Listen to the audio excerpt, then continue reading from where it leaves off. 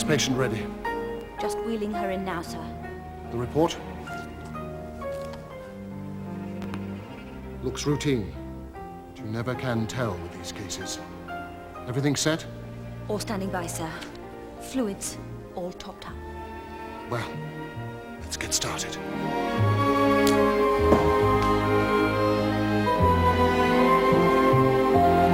She's doing very well. Right. I'm ready to go in. Okay. Bonnet up. Bonnet up and steady, sir.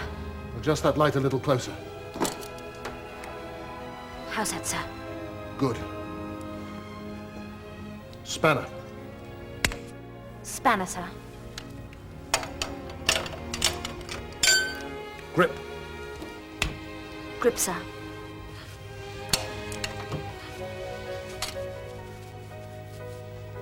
Extracting the filter now. Wouldn't your customers just love to think that this really is the way you look after their cars when they come in for a service? Well, maybe it's not so practical to go to these lengths, but have you noticed how well people respond to those occasions when they receive service in excess of their expectations? But what do people expect when they come into a Ford dealership? Consider the impression they're given. In the motor trade, there are two areas of service. There's the sales side. Buying a new car can be a pleasurable experience, frequently conducted in attractive showroom conditions. And there's service and parts. All too often, these services are viewed as purchases required out of necessity rather than choice, and generally conducted in a less inviting environment. This program is all about how to dispel the myth which surrounds service and parts. It'll look at their value to your overall business, their own profit potential, and the clear contribution they can make in securing customer relationships now and into the future. But this is only possible through a change in customer perception of after-sales service. To achieve this, some dealers need to ask the question, how best to present and operate after-sales facilities and elevate them to the importance they deserve. Two Ford retail dealerships have considered the question and looked into presentation and reorganization as well as greater efficiency and are making the most out of this profit opportunity. The first of these dealerships is here in Laos, Imperial Ford. The dealer principal is Brian Huxford. Brian, what is the importance of servicing and parts to the overall success of your business? It's vital. It's the main ingredient in convincing our customers that the service and provision of service that we offer is genuine, and as a consequence of that, when they come or to consider buying a new motor car, they buy it with the confident knowledge that we will maintain and supply a service which is second to none. Now, presumably, though, it has to be profitable, doesn't it? It has to be a profit centre in its own right. It's vitally important that it's profit centre in its own right because that shows me that we are doing the job properly. Nobody expects us to repair a motor car without making money. Nobody does anything for nothing. And as a consequence of that, by being a profit centre, I know the business is running properly. Now, I notice on your forecourt there are one or two cars that aren't actually Fords. What are they doing there? We pride ourselves on being able to maintain any make of motor car. And that's an important ingredient to the business because it encourages people who are non-Ford owners to bring their car to us for service. Now, if we can provide a service which they are happy with, when they eventually come to change their Volvo, we hope we can persuade them to change it for Ford, but they'll certainly have the knowledge and confidence that we can maintain a Ford, having maintained their Volvo so well for them. Well, obviously your servicing and parts department are absolutely crucial. Can I have a look at them? Yes, certainly. Thank you. The first thing and the most simple thing we did was to remove one wall. Okay, and that brought Alison into the open, our main receptionist. Okay, it brought the parts department and the aftercare department together in one area whereby a customer comes in with a particular problem and he doesn't know whether it relates to parts or to aftercare. We can bring two managers together very, very quickly and solve this problem virtually instantaneously. Yes. If we can't, we can move him on one side, we can put him in our nice reception area, we can give him a cup of coffee, we can make him feel tranquil and at ease with the world and then solve his problems. We have monthly bi-monthly meetings with our managers to sort out day-to-day management problems, but we do have instant crisis meetings if a problem is sufficiently important to get together there and then. It's easy, we're all together, so it makes life a lot easier for everybody, and more importantly, the customer. So communication obviously is very, very important, isn't it? Yes, very, very important. Well, I'm now going to go and communicate with somebody. I'm going to go and see George, who runs your service department, so I'll see you later. George, rumour has it that you are married to your job. Now, is this true? Yes, I would think that's a pretty good assumption, yes. With the service to the public that we give, I think you have to be married to the job. And what have you done to earn yourself this terrible reputation? I organise the collection of cars, booking in customers for repairs, seeing that customers that bring the cars in are delivered home or the children are taken to school. I've got to get them there on time. We lend them courtesy cars for this task, or sometimes we even run them myself if we've been really pushed. I make sure that every car that comes into the service department is washed and hoovered out. Reception is presumably very important, isn't it? Yes, Alison works on the reception. She's very important because she's the first contact with the customers that are coming into the dealership. She's got to find out whether they want car hire, service, sales or parts. So she has a very key role and she directs them in the right direction. And you collaborate with Chris in parts department quite a lot. We do menu prices on servicing. Obviously they're cash sales. I liaise with Chris on prices. If we get companies coming into the area with fleets of vehicles, obviously I've got to liaise with him. So George, then finally, what is the key to running a successful service department? Being very flexible and very well organised. That is the key to the aftercare department. Now Chris, you're manager of the parts department here at Laos. What do you think is the most important thing about running a parts department? Well, the most important thing is the customer, extracting as much information from the customer and finding out his needs. Presumably, organisation is crucial, isn't it? If I phone you up from, say, the servicing department, say I want a wing mirror or something, how do you actually go about finding it? Well, we have a manual card index system. Obviously, we use a microfiche to start with. Once we found the part number on the microfiche, then we use the manual card index system, which tells us the bin location. How do you make sure that stock levels are actually replenished? Well, the stock card index system will tell us when we are getting low on the stock. We also do a stock check once a week, which means taking a tray of card index systems out and checking it against the bins to make sure the card index is running correctly and efficiently. Now, presumably there is a knock-on effect for the service department if you don't run your department with scrupulous efficiency, isn't there? Yeah, obviously, if we haven't got the part in stock, then the service vehicle is held up in the workshop. We've got to get the vehicle out as quickly as possible, so it's very important that we keep maximum parts in stock that we require. You also advertise, don't you? Yes, we advertise to the local papers, advertising our products and also the prices of the products, which does help. We also do service prices as well through the service manager. George and I get together once a week, look at the prices of servicing, clutch fittings, etc., work some prices out and then advertise those as well.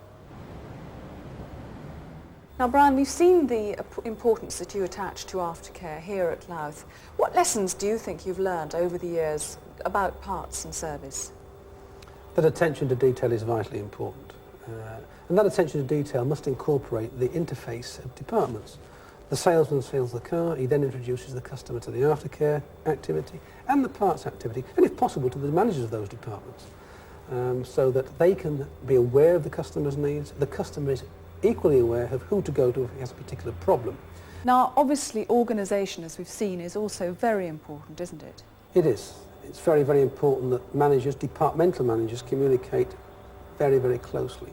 The attention that they pay to detail is vital in ensuring that the parts for a customer's car are on the shelf, ready to pick when he arrives for his service. We've recently introduced into this company computerisation of our account suites, sales ledger, purchase ledger, nominal, and we shall shortly be bringing in suites of software for aftercare and parts. Brian, thank you very much. Thank you. Now, obviously, there are no hard and fast rules about making the most of parts and service. Each dealership has to respond to its own individual needs. So for another view on the matter, I'm now driving down to Pershaw in Worcestershire, where I'm going to meet Phil Nichols. We've been called to an emergency in, Pershaw, sir. Pershaw. You wouldn't happen to be going that way? Yes, actually, I am. Good. Well, come on then, no time to lose.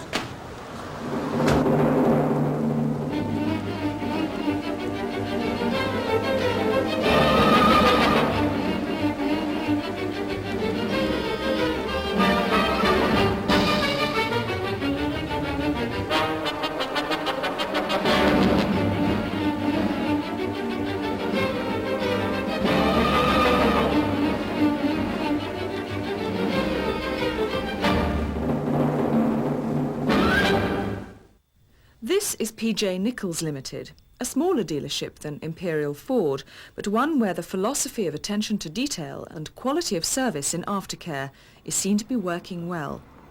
The driving force is Phil Nichols himself. Phil, I understand that about 18 months ago or so you undertook a big refurbishment here in your showroom. Can you tell us what you did exactly? Yes, well, I actually had to close down a workshop bay to create the room I wanted. And out of that I created a service reception and parts area and integrated that with the showroom. Now, why did you want to do that? Well, I wanted a focal point where people could actually come to that was all one as far as they could see that. And it works well with the sales and service. Now, I noticed that you have a glass door through to the service area so we can actually see what's going on behind there. Yeah. What's all that about? Well, we've got nothing to hide, and customers are quite welcome to go through there, and or even just observe their car being repaired if they want to. And all my technicians are selected so that they can happily talk to the customer. Bottom line, of course, is always profitability. Have you made a profit? Yes, sales have gone up by over a third. And within the Department of Service and Parts, we've created a 20% increase in our profitability. That's fantastic. Yes, we're very pleased. Do you think we could go and take a look at it? Yes, delighted to show you. Great, thank you. This is your new service and parts area. It's not quite finished, is it? No, in fact, we've got a bit of work to do in the workshop itself yet. So, Phil, what then is the key to your success? I operate a hands-on policy and encourage my management team to do the same. And the general way of running the business, we operate from the ground floor rather than the top floor down, and that helps enormously in keeping in touch with all our customers. How does Sarah go about booking in the work? Sarah, our service receptionist, would take the bookings for service work and would book them in rather generously for the hours that they should take, or if there's difficulties, obviously liaise with Martin, our workshop foreman. The point being that gives us a little bit more flexibility during the day for emergencies and breakdowns which inevitably happen. Do you have contingencies if cars aren't ready, that sort of thing? Yes, we operate and always have done a courtesy car system, and if the needs be, if we weren't able to get a job done or there was particular problems, we could always come up with a courtesy car. The idea being that we must keep the customer satisfied all the time. It's important to get flexibility both with hours of work and the fact that we can have multifunctional staff that can operate within different areas. You have a computerised stock control system, don't you? Yes, I'm a big believer in computerised systems, even on our side of the dealership, because it's so useful, particularly on the parts side, for stocking levels, locating parts, and even it produces reports will automatically tell you what you need to reorder. So we've got the ability to give the service to the customer, both trade and retail. Can you tell us about your marketing and advertising strategy? Well, we operate the Check Forward First programme, which has proved very successful, particularly on the parts side, which we've been trying to build up in the locality. And we've proved that that actually brings extra customers in. And obviously once they're in this environment again, the cars are there to be sold, hopefully to them. Two very differently sized dealerships, but both have appreciated that their overall success depends on continuity of service as well as sales. The service and parts operation of any Ford retail dealership is that key contact that continues long after the original sale. It's profitable and it keeps customers loyal. In contrast to the more volatile nature of sales, service and parts can provide the stable, predictable profit which helps to secure future sales as long as standards are maintained and customer satisfaction achieved.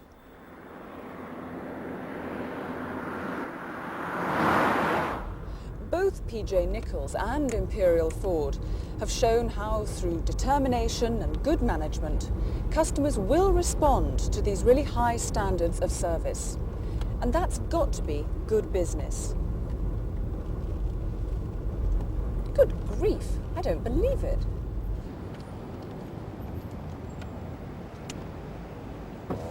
Can I help? We've broken down just back there. I wonder if you could give us a lift to a garage. Yes, of course, but we've just come from a Ford dealer. Ah, well, I'm afraid our car isn't a Ford. But our next one will be. Glad to hear it. Hop in.